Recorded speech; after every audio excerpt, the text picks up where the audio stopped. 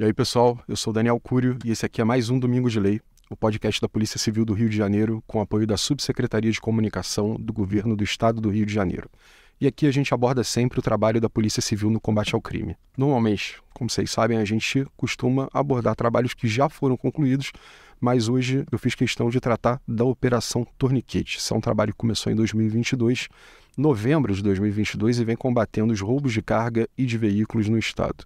Os resultados têm sido muito positivos, com mais de 100 presos até agora. Para conversar sobre essa força-tarefa, se é que a gente pode chamar assim, mas a gente explica tudo direitinho, estão aqui comigo o diretor do Departamento Geral de Polícia Especializada, delegado Felipe Cury. Boa tarde, doutor. Boa tarde, Daniel. Boa tarde a todos. O titular da Delegacia de Roubos e Furtos de Automóveis, o delegado Vinícius Domingos. Boa tarde. Boa tarde, Daniel. Boa tarde aos ouvintes. E o titular da Delegacia de Roubos e Furtos de Cargas, o delegado Alessandro Petralanda. Boa tarde, doutor. Boa tarde a todos. O Domingo de Lei é gravado no estúdio da Biblioteca Parque da Secretaria de Cultura e Economia Criativa do Estado do Rio de Janeiro. O operador de gravação de áudio é o Fábio Aquino, a edição de áudio é de Daniel Cúrio e a edição de vídeo de Pedro Lobato. E para começar a conversa aqui, doutor Cúrio, como é que foi o gatilho para a criação da Operação Torniquete? Bom, para a gente falar um pouquinho da Operação Torniquete, é bom a gente fazer um retorno aí, pelo menos ao ano de 2018. 2018 foi o ano que nós tivemos aí, a partir de março, a intervenção federal. A intervenção federal, ela ocorreu, entre vários outros motivos, com a explosão da criminalidade no estado do Rio de Janeiro. Principalmente de alguns índices, homicídios, roubos de veículo e roubos de carga, principalmente. E veio todo aquele aparato, apoio das Forças Armadas, as forças de segurança aqui do estado do Rio de Janeiro, e começou a ser feito desde então um trabalho focado na redução desses índices. E, efetivamente, esses índices foram reduzindo gradativamente. Em 2019, houve novas eleições, eleições para presidente, eleições para governador, e a intervenção federal acabou. Nós não tínhamos mais o apoio, eram mais ou menos 5 mil homens por dia apoiando as forças de segurança aqui do estado, e de janeiro de 2019 em diante, nós perdemos esse apoio, e mesmo assim, com o know-how que foi adquirido, e com as estratégias que foram sendo efetivadas, a redução desses índices continuaram gradativamente. Eu assumi, nessa época eu estava no Departamento Geral de Polícia da Baixada, e no meio de 2020, eu fui subsecretário operacional e logo depois, acabei sendo diretor do Departamento Geral de Polícia Especializada. E então, mantivemos a política e a estratégia de combate a esses crimes, principalmente roubo de veículos, roubo de cargas, e mantivemos essa redução. Na época que eu estava no Departamento Geral de Polícia Especializada, na minha primeira gestão, o Dr. Vinícius era o delegado da Delegacia de Roubos e Furtos de Cargas, e o Dr. Márcio Braga, o diretor da DRFA. E aí mantivemos, e o Dr. Vinícius focou muito no combate a quadrilhas de roubos de carga, de roubadores de carga. Eles literalmente encerraram a carreira de várias quadrilhas, foram mais de 300 presos, muitas armas apreendidas, muitas operações realizadas. Eles tinham um trabalho de inteligência muito interessante no sentido de acompanhar a movimentação desses marginais e interceptá-los ali momentos antes da abordagem, ou seja, da abordagem das vítimas dos roubos. E a DRFA, o Dr. Márcio Braga, fazia um trabalho muito focado nos ferros velhos, nos receptadores e nos clonadores. E efetuamos também algumas prisões importantes, como foi a prisão do Comel, que era o maior clonador e um dos maiores incentivadores de roubos de veículos aqui do estado do Rio de Janeiro. Essa prisão... Aproveitando para fazer uma propaganda, a gente tem um podcast exclusivo aqui só sobre a prisão do Comel, então para saber todos os detalhes desse trabalho é só procurar aqui no nosso canal que tem lá. Isso aí, foi realmente uma grande prisão, e a gente, quando aconteceu o latrocínio de um médico, né, lá na Barra da Tijuca, se não me engano foi em novembro, dezembro de 2021, eu falei com o doutor Márcio, tem que prender esse cara que está fomentando todos esses crimes, e ele fez um trabalho ali muito importante de investigação e a gente conseguiu, né, ele, a equipe dele, junto com o DGPE, a CORE também, conseguiram fazer a prisão desse marginal extremamente importante. Abril de 2022 eu saí do DGPE e fiquei 7 meses fora, e em novembro de 2022 o nosso secretário de Polícia Civil, o doutor Fernando Albuquerque, me convidou novamente para retornar ao Departamento Geral de Polícia Especializada. E quando eu retornei, eu vi que alguns índices, principalmente os índices de roubo de veículos e de cargas, estavam elevados no estado. E a minha primeira preocupação, logo assim que eu assumi o departamento, era justamente estabilizar esses números. E aí, quando eu fui montar o time do DGPE, eu convidei o doutor Vinícius. Só que eu falei, Vinícius, agora você vai assumir um novo desafio. Você já tinha experiência na carga, você vai assumir agora a DRFA. E convidei o doutor Petrolanda, que já fez um excelente trabalho ao longo de quando houve a intervenção federal e tal. Ele era, na época, o delegado titular da DRFA. E falei, Petrolanda, você também, pela sua larga experiência, você vai assumir agora a carga, a DRFC. E aí eu sabia que os dois iriam dar conta desse trabalho. E aí a gente começou ali com as duas especializadas um trabalho muito intenso no sentido da gente estancar, digamos assim, esses índices que estavam bem elevados ali no mês de novembro. E realmente assim, foi um trabalho muito importante, um trabalho que a gente montou. Não é bem uma força-tarefa, mas é como se fosse uma força-tarefa, porque eles, como sendo as especializadas e tendo atribuição em todo o estado do Rio de Janeiro, eles tinham a leitura macro do que estava acontecendo. E a gente verificou que esses crimes ocorrem principalmente na região metropolitana, capital, Baixada, Niterói e São Gonçalo. A gente fazia essa leitura, análise dos dados do ISP, análise dos locais de transbordo, para onde as cargas eram levadas, análise dos locais de recuperação dos veículos roubados. A gente começou a intensificar isso e eu falei, cara, a gente tem que montar uma operação, alguma coisa no sentido que seja permanente, contínua, e esse trabalho não pode parar. E aí a gente fica naquele negócio, a gente montou a operação, vem aquela fase mais crítica da operação, um nome. Qual o nome que a gente vai dar para a operação? Eu falei, pô, vê aí um nome aí. Eu não tinha ideia. Eu falei, vê um nome, ninguém tinha um nome.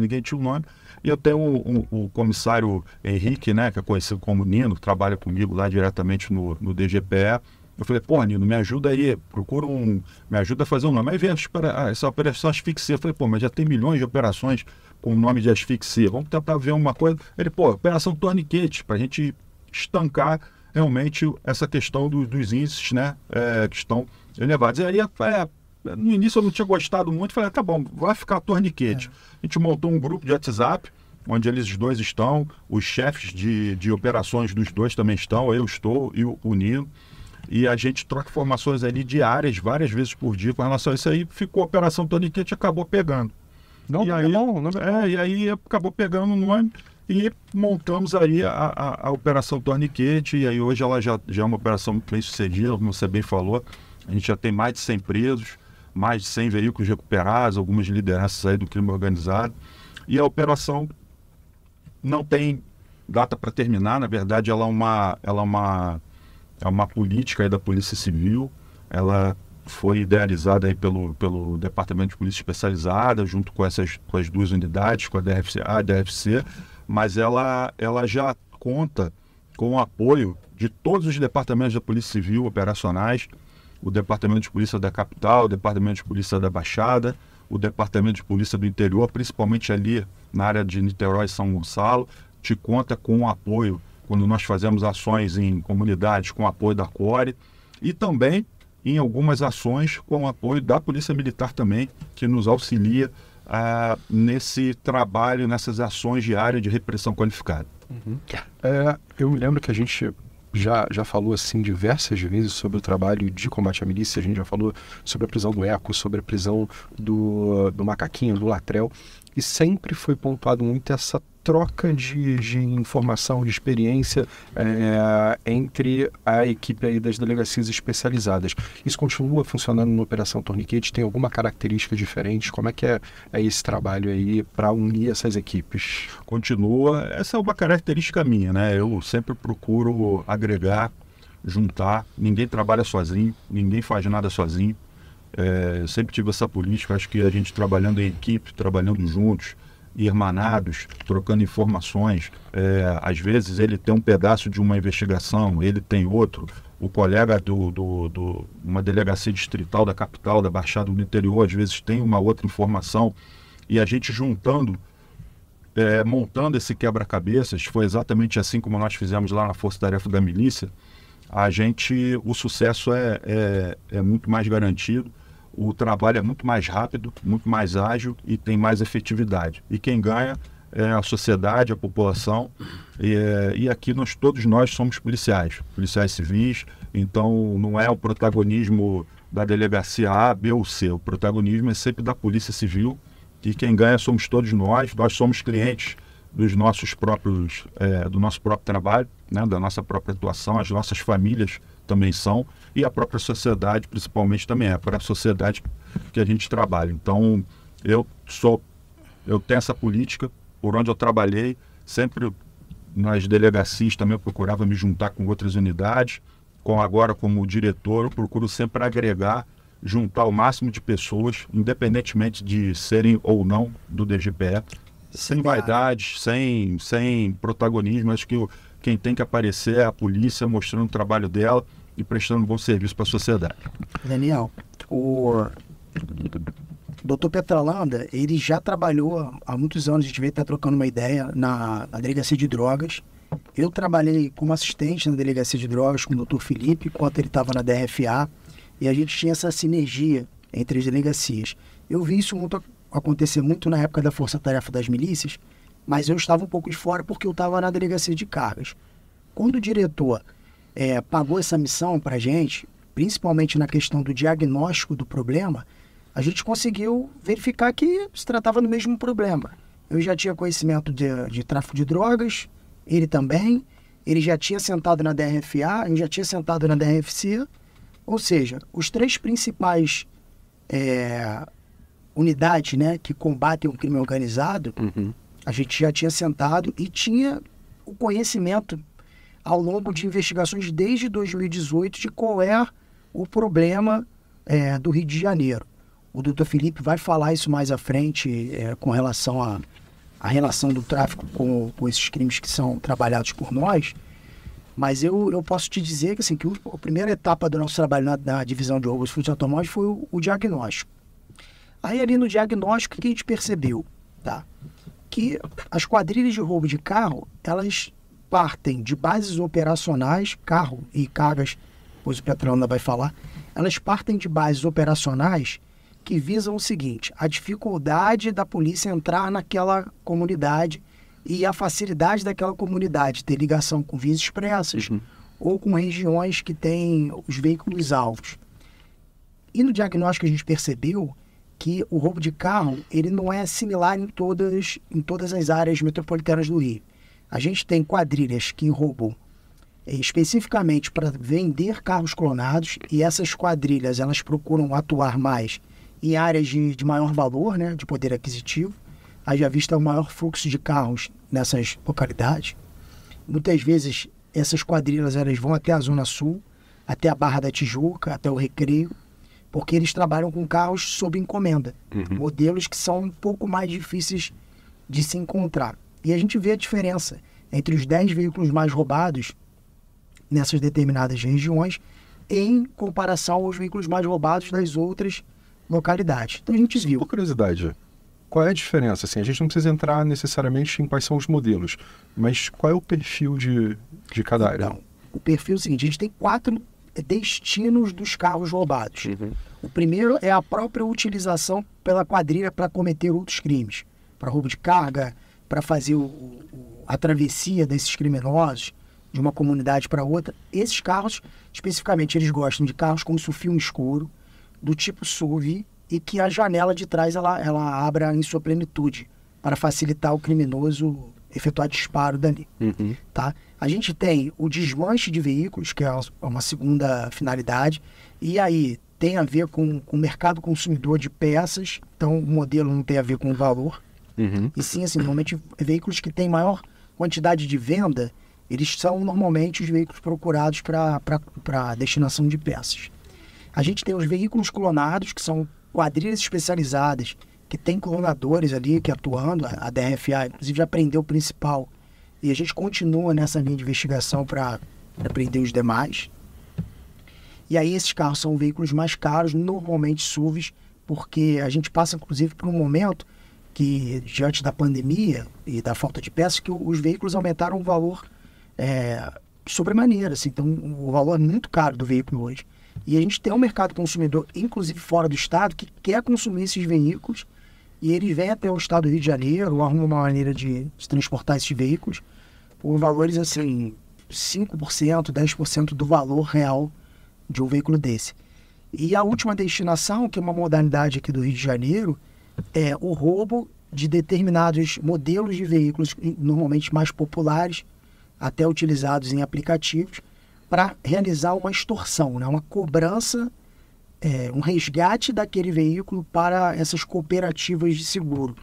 Normalmente as seguradoras oficiais, elas não pagam, elas não têm esse trato, né, de pagar esse resgate, mas a gente sabe, a gente tem investigação inclusive em curso, apurando a responsabilidade das empresas cooperativas, né, ou o serviço de pronta resposta contratados por elas, que, de certa forma, aceitam essa extorsão do crime organizado e pagam esse resgate. Incentivam a prática de outros crimes, justamente porque isso acaba incentivando a cadeia criminosa. Se eu sei que tem para quem vender, eu vou roubar aqueles carros para cobrar um resgate, e aí resolveu a vida do criminoso, resolveu a vida dele e pegou aquele valor. Então a gente faz uma investigação em relação a isso. E o que a gente viu, assim, da minha experiência no diagnóstico, sem entrar na análise do Dr. Felipe? Que isso começa lá atrás. O Comando Vermelho, quando ele começa lá na década de 80, o viés dele é roubo. Roubo de joalheria, roubo a banco, roubo de veículo, roubo de carga. Em determinado momento, o Comando Vermelho ele passa a ter a prática de sequestro, e com o advento da cocaína, ele meio que... E a repressão, né, muito bem feita da Polícia Civil, ele abandona o sequestro e passa a focar no tráfico de drogas de cocaína, porque ele é muito rentável. E aí, no momento posterior, devido assim, ao surgimento de novas facções, milícia, e essa guerra entre guerra territorial, eles tendo a necessidade em áreas que talvez tivessem 10 bandidos, agora tem que ter 50 para defender aquela área, eles passam a ter um lucro menor no tráfico de drogas. Ou seja, são mais soldados para pagar, é mais armamento que eu tenho que manter. Então eles começam a retomar essas outras atividades criminosas que sempre fizeram parte dessa organização. O Comando Vermelho, ele não é uma facção do tráfico. Ele só tinha no tráfico a principal modalidade criminosa. Mas a partir do momento que ele tem um custo maior, ele passa a fomentar essas demais atividades criminosas que retroalimentam o próprio tráfico de drogas para poder financiar o avanço daquela facção em outras localidades, enfim. Então, por isso a importância desse trabalho conjunto, já que a gente senta lá praticamente 2, 3 vezes por semana para trocar informação, porque as quadrilhas são as mesmas. Como é que a gente vai operar lá? O que você tem de informação? Você tem a qualificação desse criminoso? Às vezes chega uma informação para a gente passa imediatamente para o Petrolanda. Então, essa troca de informação, esse trabalho em conjunto, que foi colocado pelo DGPE, ele é essencial. Até porque nós somos delegados de primeira classe, já alcançamos a nossa promoção que a gente podia alcançar. A gente não tem, eu vou fazer meu trabalho, não vou deixar o dele, ou vou trabalhar e não vou deixar distrital, não tem isso. Aqui a gente trabalha em conjunto, tentando sempre um melhor resultado. Agora, você citou uma facção criminosa. Isso é exclusivo dessa facção criminosa? E mais do que isso, é exclusivo do tráfico? A milícia também atua dessa maneira? Não, só complementar a fala inicial dele, quando ele estava falando dos destinos dos veículos, tem mais duas questões aí importantes. Geralmente, quando os marginais roubam um veículo, em alguns casos, eles levam as vítimas também, não só o veículo, mas eles levam as vítimas para o interior da comunidade. Então eles sequestram essas vítimas temporariamente para fazer extorsão, principalmente depósitos via Pix. Então isso está acontecendo bastante. E um outro viés também dos veículos que são roubados, alguns são clonados e alguns são trocados por droga e arma, com fornecedores, com abastecedores de droga e arma. Então eles também são utilizados para isso. Então basicamente é isso. Agora a sua pergunta, né? Que é só uma facção. Não, a gente tem notado que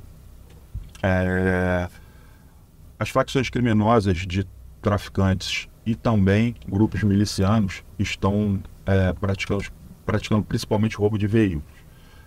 É importante que a gente faça uma contextualização do crime organizado no estado do Rio de Janeiro. Muitas pessoas não têm essa visão. Hoje em dia, não há muita diferença, e eu posso te afirmar que não há diferença entre tráfico de drogas e milícia. Na verdade, tudo não passa do crime organizado atuante no estado do Rio de Janeiro. E esse crime organizado, ele visa apenas uma coisa, o lucro, obviamente, por meio do domínio territorial. Então, por isso que eles são fortemente armados, obviamente para repelir a entrada da polícia, mas muito além disso, para evitar que um grupo rival tome aquele território dele, para ele defender aquele território, e também numa política expansionista de tomar novos territórios para aquele determinado grupo. Então a gente tem as facções, Comando Vermelho, Terceiro Comando Puro, que são as principais que atuam aqui no estado de Janeiro no tráfico de drogas, e temos hoje vários grupos milicianos, também várias subdivisões de milícia. Mas a essência é uma só, é o domínio territorial para a exploração econômica daquele determinado território. É hora de quebrar essas nomenclaturas e procurar uma outra, de repente, que não faça distinção? Então, eu chamo esses marginais, inclusive nós temos aí um grande escritor, né, o coronel Alessandro Bisacro, que ele denomina esses criminosos de insurgentes criminais. Então, são atores armados não estatais, porque eles têm o principal objetivo deles é o domínio territorial para a exploração econômica desse território por meio de atividades criminosas. Então eles são insurgentes criminais porque eles entram em confronto com a polícia, entram em confronto com grupos rivais, mas o objetivo deles não é uma soberania, tomar a soberania do Estado, nada disso. É a exploração econômica de um determinado território. Então, o que eles querem? Eles entram nesse território, e agora o tráfico de drogas pratica atividades típicas de milícia, agora não, já de uns anos para cá, e a milícia também vende drogas. Então, o que eles querem? Eles entram no território, eles, além de vender drogas, os traficantes, eles exploram a TV a cabo, a internet, a venda da água, a venda da cesta básica, cobram taxas de comerciantes, cobram taxas de moradores, exploram o transporte alternativo, a venda do gás, e inclusive terrenos que são explorados ali, a exploração imobiliária, ou seja, o parcelamento irregular do solo urbano. Tudo isso é explorado tanto pela milícia quanto pelo tráfico de drogas. E aí, e ainda praticam crimes conexos. O que são esses crimes conexos? Homicídios, nessas disputas territoriais, e também mortes de desafetos e de pessoas que não concordam com os ditames desses marginais, e principalmente roubo de veículos e roubo de cargas. O doutor Petrola pode até falar melhor do que eu, mas já essas organizações criminosas já têm na sua estrutura hierárquica a figura do gerente do roubo de veículos e a figura do gerente do roubo de cargas, e além da figura do gerente da barricada. Porque eles colocam a barricada para eles se protegerem, para impedir que grupos rivais entrem e também para impedir que a polícia tenha acesso rápido a essas localidades. E com isso, eles prejudicam sobremaneira a população que tem os seus direitos de ir e vir, e os direitos mais básicos, como acesso à saúde, coleta de lixo, o próprio transporte, totalmente restringidos por esses grupos marginais. Então é importante dizer que não há diferença entre tráfico e milícia. O que nós temos é o crime organizado atuante em comunidade. E por isso, daí, a importância de nós estarmos operando nessas localidades. Quando eu era titular da DECODE, fui titular da DECODE, atual DRE, por 3 anos. E isso, nas investigações, isso me chamava muita atenção. E foi aí que eu comecei a despertar e eu escrevi sobre isso. Isso aí foi até minha tese de monografia do curso superior de polícia, na FRJ, lá na COPEAD. E uma coisa que me surpreendeu muito, eu fiz uma pesquisa mesmo, conversei com os delegados titulares, à época das delegacias de homicídio, da Delegacia de Roubos e Furtos de Cargas e da Delegacia de Roubos e Furtos de Automóveis. O tráfico de drogas, e esses dados eu já atualizei de lá para cá, ele é responsável por mais de 50%, o tráfico de drogas e o grupo de milícia, ou seja, o crime organizado no estado do Rio de Janeiro. Ele é responsável por mais de 50% dos homicídios praticados no estado do Rio de Janeiro, mais de 70% dos latrocínios, mais de 70% dos roubos de cargas e mais de 80% dos roubos de veículos. Esses dados estão ali principalmente na região metropolitana e capital. Uhum. E aí, qual foi a grande sacada da Operação Torniquete? Quando a gente montou, eu já tinha isso tudo na minha cabeça, eu falei, essas localidades, principalmente alguns complexos de favelas, você analisando os números, os dados de transbordo, os dados de recuperação de veículos, a gente vê que isso se concentra em alguns complexos de favelas, em algumas favelas. E a gente verificou que essas localidades se transformaram em verdadeiras bases operacionais do crime organizado, para planejamento das suas ações, esconderijos dos marginais, para onde o produto desses roubos é levado, para onde as ações são planejadas, onde eles guardam as armas, onde eles guardam as drogas.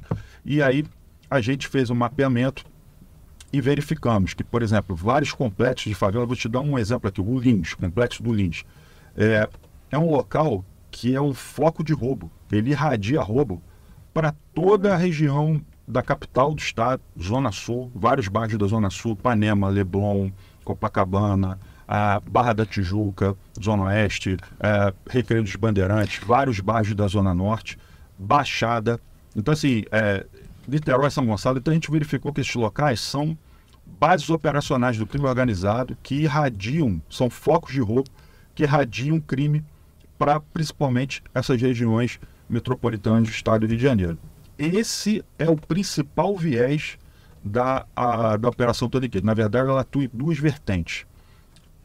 Operações nessas bases operacionais do crime organizado, que são essas ações aí que nós estamos fazendo, Lins, Cidade Alta, Vila Aliança, Complexo da Mangueirinha, Complexo da Maré, etc. E outros aí que nós estamos fazendo, e ações diárias de repressão qualificada com base na análise dos locais de transbordo, dos locais de recuperação, dados do ISP e etc. Então, assim, por isso que é importante essa contextualização do crime organizado, para que as pessoas que estejam nos assistindo entendam que muito mais do que combater o tráfico, muito mais do que combater só o traficante de droga que eu falo ali, a gente não está indo ali para combater o traficante de droga.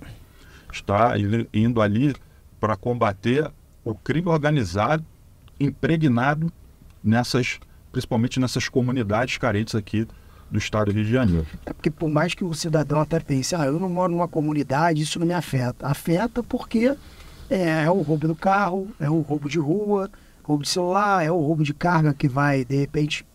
mas eu não transporto carga. Mas você transita na rodovia, enquanto há ações com 10, 20, 30 marginais O importante, Daniel, complementando o doutor Felipe, assim, eu fui delegado em Minas e tenho muito contato com delegados de São Paulo. O grande diferencial que a gente combate aqui é esse domínio territorial, porque nos outros estados, se você tem notícia de um roubo de carga ou um roubo de veículo, você informa a polícia vai até o local e retoma aquele carro, aquela carga, de uma maneira completamente diferente da nossa realidade.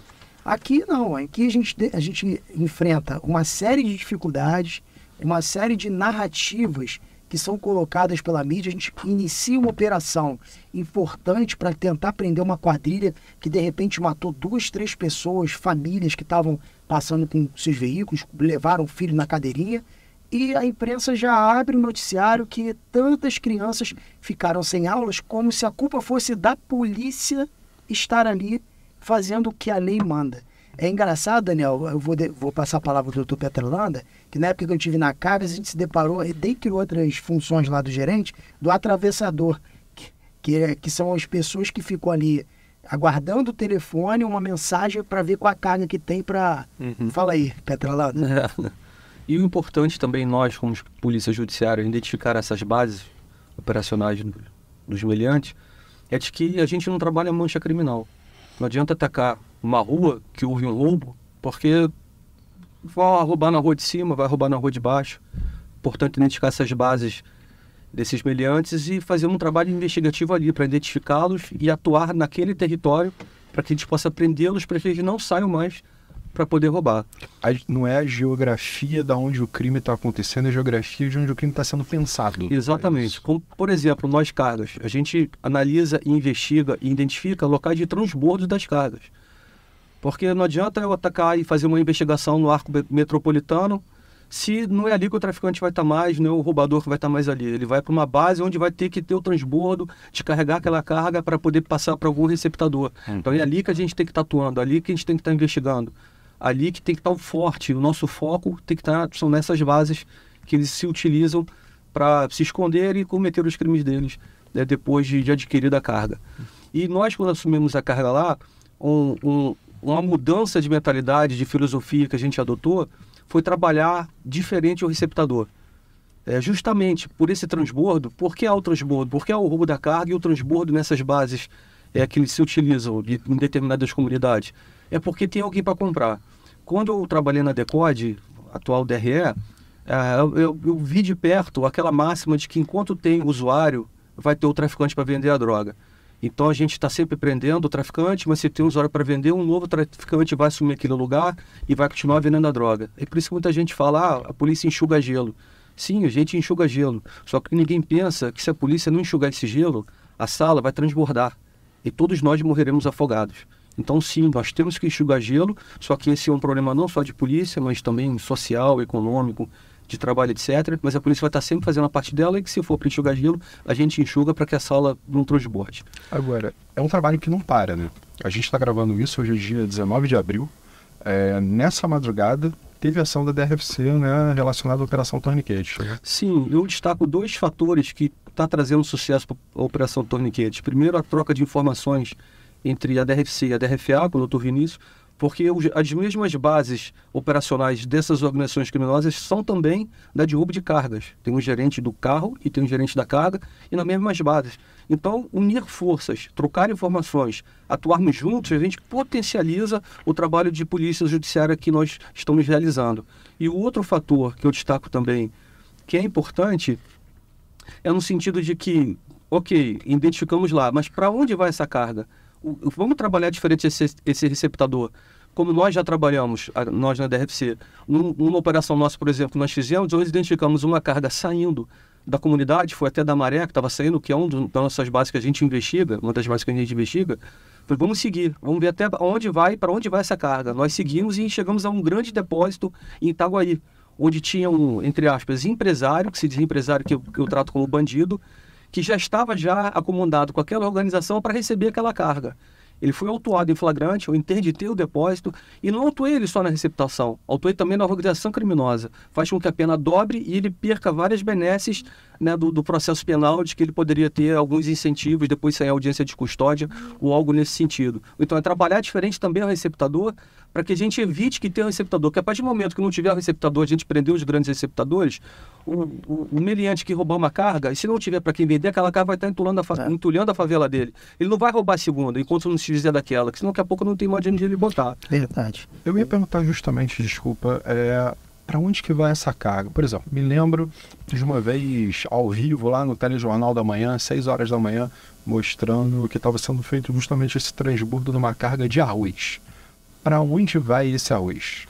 Então, alguns empresários, que se dizem empresários, que eu trato como bandidos, eles trabalham com uma porcentagem de carga legal, 40%, 50%, e a outra metade eles trabalham com a carga ilegal, que são as cargas receptadas desses meliantes que fazem o roubo, o transbordo e passam para eles. Então, se você for na empresa dele, ele vai ter nota de arroz, como por exemplo da carga que você deu, ele vai ter nota de arroz. Só que boa parte daquele arroz que ele está vendendo, ele foi receptado dessas organizações criminosas. Daí a importância de dar um tratamento diferenciado para ele. Porque hoje o receptador, se bater numa audiência de custódia, ele sai. Ele não, um crime que não tem violência ou grave ameaça. Por isso ele tem que ser dado um tratamento diferenciado para que ele fique preso e o crime não compense. Porque enquanto ele sai na audiência de custódia, eu pago um advogado, esse advogado vai empurrar esse processo aí por 10, 15 anos, talvez prescreva o processo, para ele vai valer a pena. Tem que parar de valer a pena, tem que não valer mais a pena. E é isso que a gente está trabalhando na DRFC. Agora, de todos esses trabalhos que vocês fizeram, né, desde novembro, quando começou a Operação Tourniquet até hoje, o que teve de mais impressionante do que vocês viram? Bom, lá da DRFA, a gente conseguiu, assim, prender uma das lideranças do roubo lá no Chapadão, que é uma das bases operacionais que praticam o roubo. E o que chama atenção é que essa pessoa que estava gerenciando o roubo de carros e cargas, ele tinha sido o antigo chefe da Cidade Alta. Ele perdeu a comunidade para outra facção. Ele promoveu, Daniel, um ataque com mais de 100 criminosos de várias comunidades do Comando Vermelho para tentar retomar. Ele liderou essa tentativa de retomada. Veja, 100 homens transitando dentro de uma capital para tentar retomar um território, todos eles de fuzil, granada. Ele foi preso com mais 20, acho que foram 23 presos, com mais de 20 fuzis, granadas em 2016. Você acredita que em 2019 ele estava na rua novamente? Aí eu pergunto assim, a polícia, você está vendo aqui, contando estratégia, fazendo o trabalho dela, mas os criminosos que a gente pega e prende e responsabiliza, tendo 19 passantes, teve 2 criminosos do Jacaré, a quadrilha do Jacaré, que foram neutralizados. Estavam indo roubar um carro, reagiram 3, reagiram à ação da polícia, 2 morreram, né, e um sobreviveu, foi preso. Um já tinha 19 passagens, o outro tinha 8. Então, esse é o cliente que a gente lida, que porta fuzil, que faz o domínio territorial, que nos força a ter uma atuação como polícia diferente de qualquer lugar do mundo. É um desafio. A gente só tem atuação de polícia assim quando é contra terrorismo, quando é um ataque suicida num colégio, algo desse tipo. O trabalho ordinário da polícia, ele não é enfrentar grupos criminosos, 50, 100 homens armados de fuzis. E mesmo assim, com essa estratégia que a gente vem fazendo, a gente, pela Cargas, a gente tem, e pela DRFA, a gente tem conseguido números de redução que eles só se equiparam ali um período de 2010, 2011, que foi um momento que o Rio de Janeiro, tanto as polícias tinham uma quantidade de policiais muito maior, porque veio de um momento anterior de concurso, e o governador atual, ele está fazendo essa reposição, ele já entendeu que é necessário fazer a reposição e a gente está prestes a receber delegados e policiais. Então a gente está equiparando os números de 2010, que foi quando teve o movimento das unidades de polícia pacificadora. A gente trouxe até uma análise aqui, esse trimestre de 2023, a gente tem uma redução de 40% a menos roubo de automóveis frente a esse mesmo trimestre dos últimos 5 anos. E isso que a frota de veículos ela aumentou. Hoje, antigamente, a gente tinha uma frota de 5 milhões. Hoje a gente tem quase 10 milhões de veículos. Então, essa análise de números, além dela ter que ser vista mês a mês com o ano passado, a gente tem que ter um olhar mais macro. Por exemplo, às vezes você tem um evento de guerra de facções naquela localidade, então isso vai mudar o número de roubo de automóveis.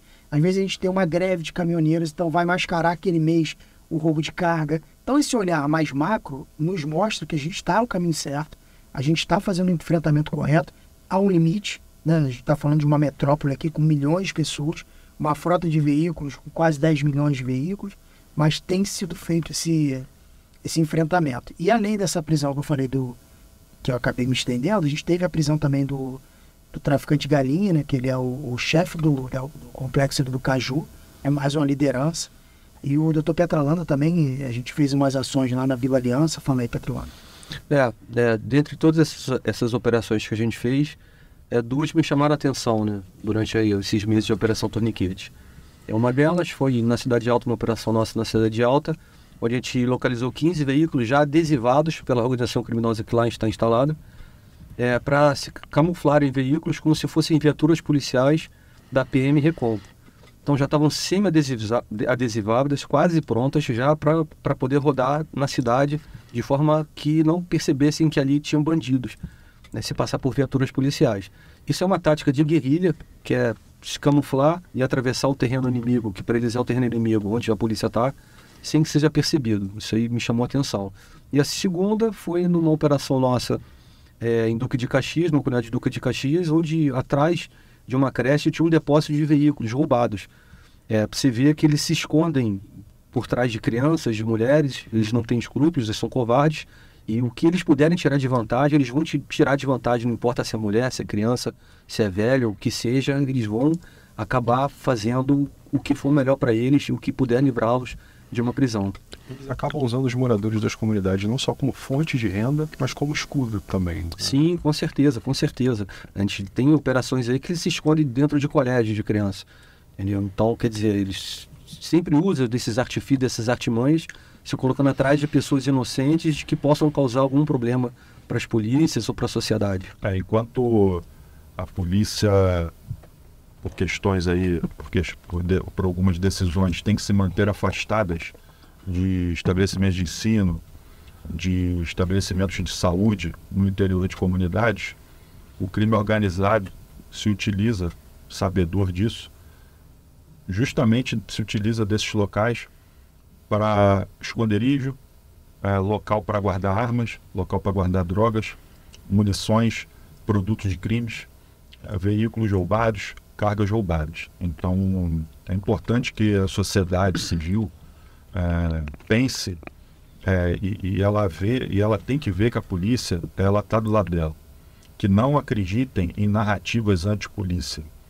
Que não acreditem em informações que são veiculadas em algumas redes sociais. Hoje em dia nós temos aí alguns ativistas, e que eu chamo de narcoativistas e de narco-influenciadores digitais, que procuram, de alguma forma, pautar parte da mídia, não toda, mas parte da imprensa, e que acaba sendo pautada por essas pessoas. Então, como o doutor Vinícius falou aqui, a gente entra numa comunidade, não sei quantos mil alunos ficaram sem aula.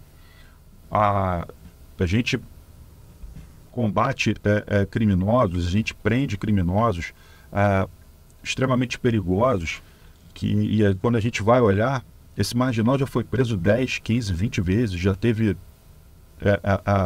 tem anotações criminais por crimes gravíssimos, são faccionários, integrantes de facções criminosas.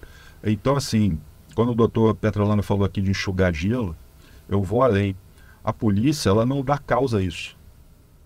Ela lida com a consequência de tudo isso. E segurança pública é muito mais, ela é um dever do Estado e responsabilidade de todos. Então é muito mais do que polícia. A polícia é apenas um braço de toda a estrutura de segurança pública, de todo o sistema de política criminal. Então é muito importante que, e a gente aqui não está, para ficar bem esclarecido, e no momento falando de problema de justiça, não é nada disso. A gente tem aqui, infelizmente, uma legislação que não acompanha a velocidade do crime organizado, não acompanha, principalmente aqui no Rio de Janeiro, esses atores armados não estatais, como eu falei, esses insurgentes criminais que buscam dominar mais de 1.400 favelas que nós temos aqui com a atuação do crime organizado. Então, a legislação, e é uma legislação federal, ela não acompanhou isso. E é muito urgente que ela acompanhe isso e que dê a resposta necessária. Por isso que eu falei, a gente não deu causa a tudo isso, né? Então, quando a gente vai numa comunidade, muito mais do que combater o traficante que está vendendo droga, que isso tem em qualquer lugar do mundo, tem tráfico de drogas, tem venda de drogas, a gente está indo lá combater o crime organizado que está por trás daquilo tudo, cometendo uma série de crimes que afeta todos nós. Nós policiais, afeta os nossos parentes, afeta toda a sociedade. Quem aqui não conhece alguém que já foi roubado? Já teve o veículo roubado, já teve seu cordão roubado, seu relógio, e até num evento mais trágico, teve um parente ou algum conhecido que foi vítima de um latrocínio. Eu mesmo já tive na minha família 2 pessoas. Então eu sei o que eu estou falando, eu já senti isso na pele. Então, é isso que a gente está combatendo. Então, quando a gente está indo lá, não tem que falar que milhares de crianças ficaram salvas, porque não é a polícia que está dando causa àquilo. A gente está atuando na consequência daquilo tudo. Então, não acreditem nessas narrativas antipolícia e apoiem a polícia. Nós estamos do lado certo. Eu me lembro até que há pouco tempo teve uma operação da Polícia Militar que os criminosos entraram numa escola. Foi do BOP, exatamente. E imediatamente teve gente falando assim, se o criminoso entra na escola, a polícia deveria imediatamente interromper a ação e ir embora para evitar que aquilo dali piorasse. Assim como eu já vi gente falando que se tivesse uma operação e um policial fosse morto na operação, a operação deveria ser suspensa. Ou seja, você dá para os criminosos um artifício para que eles possam sair ilesos da história. Exatamente. É o tipo da narrativa, e com todo respeito a quem falou isso, seja lá quem for que tenha falado isso, não conhece nada. Não sabe nada de segurança pública, não sabe nada de crime organizado, não sabe nada de uma operação policial.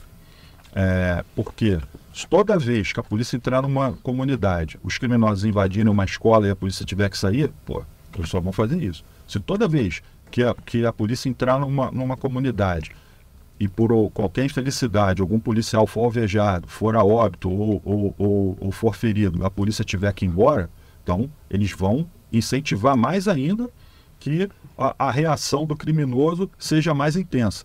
Então, assim, é um discurso totalmente inconcebível. Eu acho até ingênuo, para falar o mínimo aqui, né, de uma pessoa dessa. Então, assim, quanto mais operação policial, mais enfraquecido o crime organizado fica, mais enfraquecido o criminoso fica, mais informação de inteligência a polícia tem, mais facilmente a gente consegue desarticular. Vou te dar um exemplo aqui. Operação da Vila Aliança. Fomos lá em fevereiro. Operação Torniquete. Um dos alvos da nossa operação na Vila Aliança era o traficante peixe. Fizemos todo um planejamento para prendê-lo naquele dia. Não conseguimos. Mas mesmo assim, a operação foi extremamente exitosa. 16 criminosos presos, 37 veículos recuperados e uma coisa que não foi divulgada, que eu vou falar para vocês aqui. Nós fomos na Casa do Peixe naquele dia. Não divulgamos. Obtivemos uma série de informações importantíssimas de inteligência naquela operação, que também não foram divulgadas e que foram sendo trabalhadas pela DRE. A DRE estava naquela operação também, ajudou e tal. Eu falei, é um trabalho extremamente integrado aqui. Agora, 3 semanas atrás, salvo engano, o Dr. Marcos Amin me chamou, falou, a gente está com a localização precisa do peixe, a gente sabe toda a movimentação que ele vai fazer quando ele for sair da favela e tal. Trabalho sensacional de inteligência, mas que começou naquela operação Torniquete lá de fevereiro, entendeu? E aí, enfim, fizemos uma ação cirúrgica só para pegar o peixe, pegamos. Então, qual é o recado que a gente passa aí? Tem que ter operação. Às vezes a gente vai numa operação policial, não prendeu ninguém, não apreendeu nada, mas a gente sai dali com uma série de informações importantes que vão dar asa a outra operação que vai ter um resultado expressivo. A gente tirou uma liderança de circulação, uma liderança que tinha saído em 2020 sob o motivo da Covid-19. Colocaram uma tornezeleira nele. primeira coisa que ele fez quando chegou na favela, ele rompeu a tornozeleira. Quem investiga crime organizado, principalmente o tráfico de drogas, sabe que eles têm uma espécie de código de conduta no qual, após eles receberem qualquer benefício legal para sair da cadeia, seja visita periódica ao lar, essas visitas, esses saidões de Natal, etc. Se eles voltarem para a prisão, no dia lá estipulado, eles perdem uma série de condições, eles perdem posição hierárquica, eles têm uma série de benefícios lá que a facção ajuda a família, eles perdem tudo. Se ele for preso de novo, ele não vai ter nada. Então, assim, é importante, por isso que é importante que a polícia tire essas pessoas de circulação. E outra coisa, o Peixe era uma liderança, ele não pode servir de exemplo. Ele não pode servir de exemplo, principalmente para as crianças e para os adolescentes que são cooptados, recrutados por esses marginais para entrar no tráfico de drogas. O Peixe, ele anda todo enfeitado de joias, ele sempre procura namorar as mulheres mais bonitas da comunidade, anda com os melhores carros, anda cheio de segurança, com as melhores roupas, o melhor tênis, né, a melhor bermuda, a melhor camisa, etc, etc, etc. E ele acaba, o garoto da comunidade, né, o adolescente, a criança, olha para ele e fala, pô, eu quero ser igual a esse cara aí. Não. Ele só tem dois destinos, ou ser preso, ou, caso reaja à ação da polícia, ser neutralizado e morto. Então, assim, esse é o destino desses marginais, e quem tem que ser exemplo para essas crianças, dessas comunidades, os adolescentes, são os pais, os professores, os médicos, os policiais, os advogados, jornalistas, enfim, as pessoas de bem, as pessoas que moram ali e que dão exemplo. Então, assim, por isso que eu sou defensor de que tem sim que ter operação policial. E, mais uma vez, a polícia ela não dá causa a tudo isso, ela atua na consequência. E aí, sim, essas pessoas que gostam de demonizar o trabalho policial, elas têm que começar a mudar o foco de atuação e cobrar de quem está dando causa a tudo isso. Porque sempre sobra para a polícia resolver. E é a polícia que sempre está lá resolvendo e dando as respostas. Isso aí, Daniel. Para finalizar aqui o que o Felipe falou, é o que eu digo, a realidade do Rio de Janeiro ela é completamente diferente de outros estados. Justamente porque eles não querem perder esse domínio territorial. Você entende quanto importante é para ele dominar um território? Por exemplo, eu investiguei quadrilhas em Minas e eu tive contato, né? Eu fui delegado lá. Lá o traficante, ele, com o dinheiro do tráfico, ele compra um carro legal, né? Um carro no nome de um parente. Aqui no Rio não, ele não se dá o trabalho disso. Já que ele tem, vamos dizer, entre aspas, um pequeno bairro para morar tranquilamente, ele coloca os soldados do tráfico dele ali, vão lá, roubam o modelo que ele quer. Se o carro estragar, ele nem conserta, ou manda roubar outro. Troca de carro a todo mês. Então a gente precisa quebrar essas defesas que eles têm de mídia, de ONGs que só se manifestam quando vamos dizer assim, os alunos ficam sem aula por conta da ação policial, quando é uma facção criminosa rival que invade, não há nenhuma manifestação. Os homicídios que ocorrem lá dentro, não há nenhuma manifestação dessas ONGs. É lógico, a gente entende que se a pessoa está lá dentro, ela nem tem o direito de se manifestar, né? Mas isso não é Estado democrático de direito, isso não é democracia, isso não é liberdade. Então a gente precisa conscientizar os políticos, a população, que o que é mais importante na nossa ação da polícia é quebrar esse domínio territorial que eles têm lá. Porque com o domínio territorial, eles têm irradia dali um número assombroso de questões assim horríveis que assolam a comunidade. Inclusive quadrilhas de estelionato que vão lá para dentro para utilizar aquele domínio territorial para poder fazer esses crimes. Na nossa área, eles só conseguem tranquilamente, vamos dizer, fazer a clonagem dos veículos, porque uma vez que o veículo entra na comunidade, eles têm uma certa proteção. A gente vai caminhando para o fim agora, mas eu queria abordar mais duas coisas. O Dr. Vinícius trouxe aqui alguns números, né, sobre o impacto da Operação Tourniquet, mas eu queria, na verdade, mais do que o número, eu queria a visão de vocês. O que vocês enxergam hoje, vocês que acompanham o tempo inteiro o que está acontecendo em termos de roubo de carga, de roubo de veículo? qual é a percepção que vocês têm dos resultados da Operação Torniquete hoje? A coordenação da RFC, roubo de cargas, a gente tem percebido que com ações diárias, que a Torniquete ela é diária, todo dia tem ação da RFC e da RFA. Esse também é um dos diferenciais da Operação Torniquete, porque as polícias normalmente, como trabalham, outras especializadas, elas fazem uma investigação de uma organização criminosa que vai finalizar com mandado de prisão, operação, aí depois começa um novo trabalho. Nós não, nós todos os dias estamos na pista, estamos com um trabalho de investigação, de inteligência, levantamento de dados e que depois também tem operação e no dia seguinte o mesmo trabalho novamente nas ruas. Com isso e a identificação de vários locais de transbordos e as nossas atuações, a gente já conseguiu diminuir 20% do roubo de cargas no nosso estado. Isso, 20%, muita gente acha números frios, 20%. Mas se você for colocar quantos roubos de cargas deixaram de ser cometidos nesses 20% foram diminuídos, dá um montante de 40 milhões de reais que deixou de ser roubado, que iria para a mão de organizações criminosas. Então, é um impacto grande nessas organizações e é uma vitória nossa, como delegados de delegacias que procuram o resultado de ter essa satisfação da diminuição do roubo de cargas e do Dr. Vinícius, no caso, do roubo de veículos. Outra percepção também que nós temos nessas operações é de que nas intervenções diárias a gente consegue levantar um número muito maior de informações que visa robustecer os nossos inquéritos policiais, que depois servem como base para as nossas operações, fazendo com que elas tenham um êxito como elas têm tido nas últimas edições das nossas operações.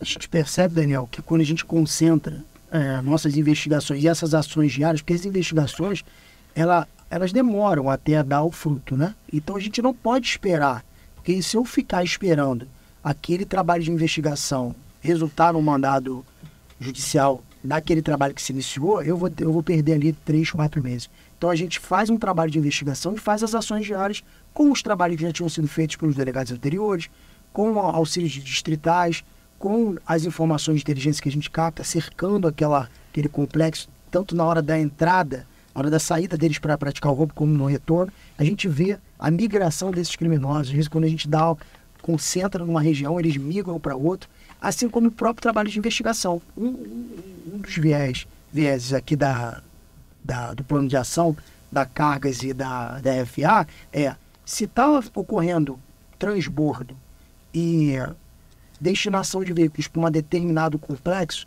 vamos descobrir quem é, com o trabalho de investigação, provar quem é o beneficiário por trás daquilo, inclusive se ele estiver preso cumprindo cadeia, porque há uma diferença grande.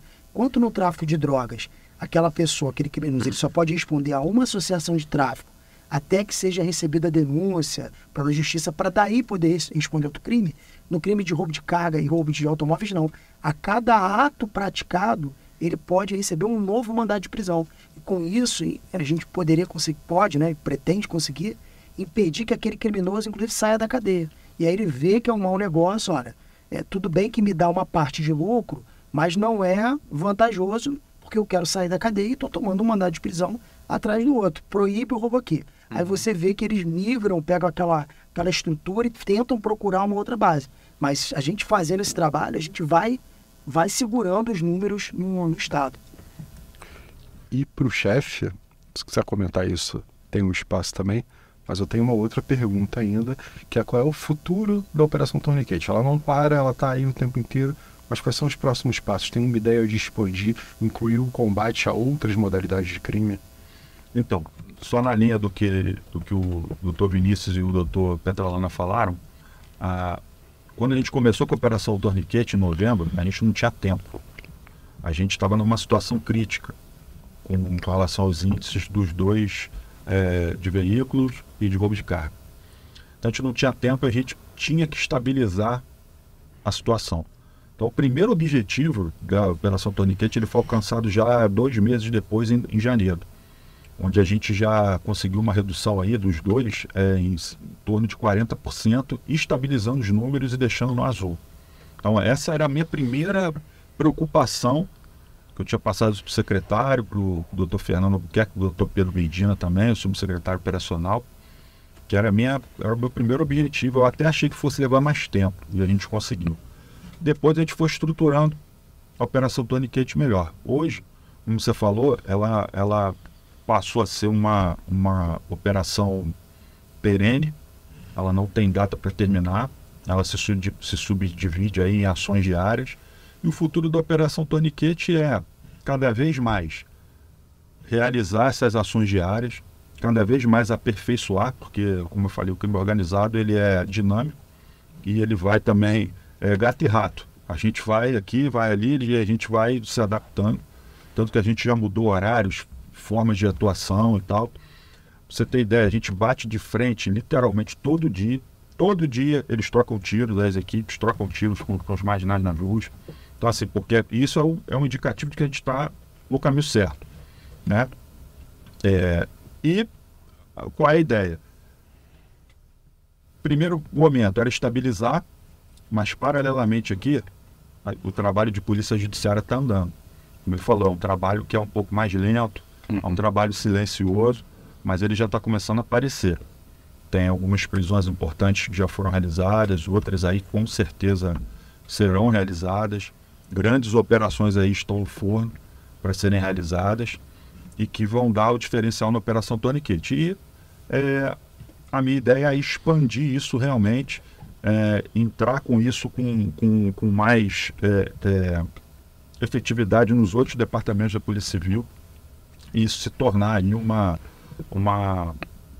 ou seja, qualquer ladrão que for preso, qualquer ladrão de carga, qualquer ladrão de veículo, clonador, receptador, ferro velho e tal, isso por enquanto está no âmbito do DGPE, mas isso entrar como Operação Tourniquet, eu acho que esse é o caminho, e quem ganha aí é sempre a sociedade.